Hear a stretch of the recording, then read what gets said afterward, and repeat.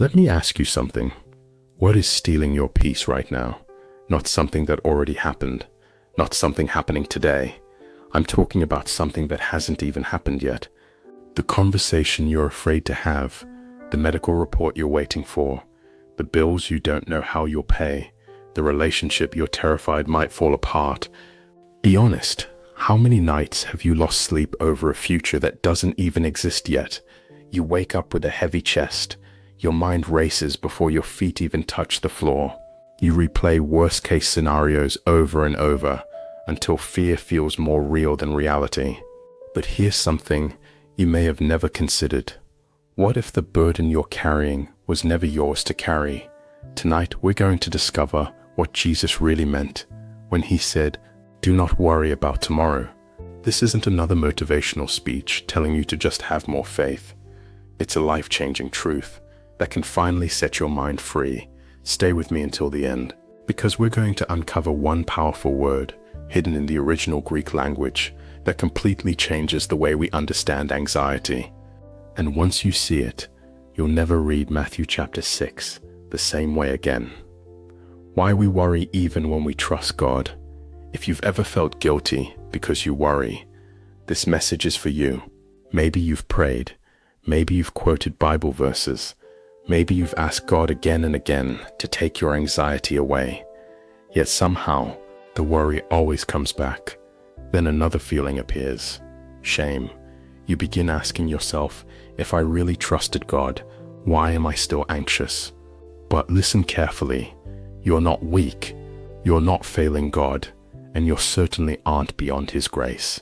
Your mind is simply doing what it was created to do. It tries to protect you.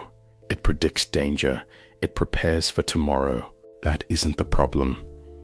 The real problem begins when preparation turns into obsession, when one fearful thought creates another and another, until suddenly it's 2 o'clock in the morning, and you're no longer thinking about today's challenge.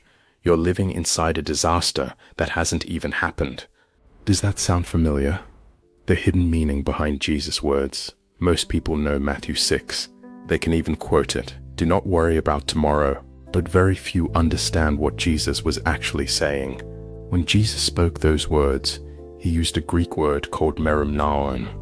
That word doesn't simply mean to feel worried. Its root literally means to divide, to split apart, to pull in different directions. Think about that. Jesus wasn't only talking about emotions, he was describing what anxiety does to the human mind. Part of you is living today, but another part is already living in tomorrow. Half your attention is with your family, the other half is imagining losing your job. You're sitting at dinner, but mentally you're already inside tomorrow's problems. You're lying in bed, but your mind is attending meetings that haven't happened, arguing conversations that don't exist, fighting battles that may never come. No wonder you're exhausted. You're trying to live 2 days at once, and no human being was ever created to do that. A transaction that never pays. After exposing the problem, Jesus doesn't give a complicated formula. Instead, he points to something incredibly simple. Birds. Imagine standing there, expecting profound theology, and Jesus simply says, "Look at the birds." At first, it almost sounds strange, but listen carefully. Birds work, they search for food, they build nests, they protect their young. They don't sit around doing nothing. What they don't do is spend today panicking about tomorrow. They live inside God's provision. Then Jesus asks one of the most powerful questions in Scripture. Can any one of you, by worrying, add a single hour to your life? Learners, think about that. Has worry ever solved your problem? Has anxiety ever changed tomorrow? Has sleeplessness ever prevented disaster? Not once. Worry promises control, but it never delivers. Instead, it steals today's joy to prepare you for a tomorrow that may never arrive. It's the worst investment you'll ever make. Elijah's story changes everything. Now here's something that completely transformed my understanding of anxiety. Let's talk about Elijah. This was not a weak man. This wasn't someone lacking faith.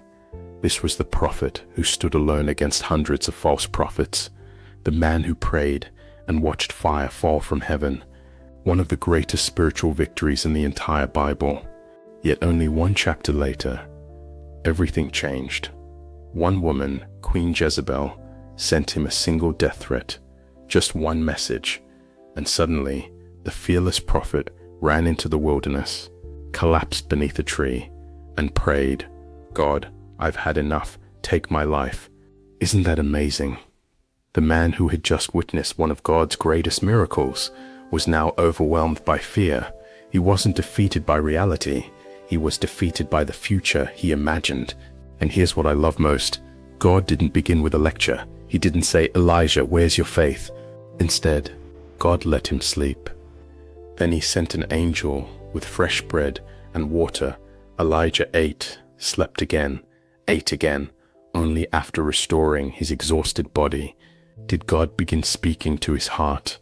That changes everything, because sometimes your anxiety isn't just spiritual, it's physical. You're exhausted, you're overwhelmed, you're carrying more than your body was ever designed to bear.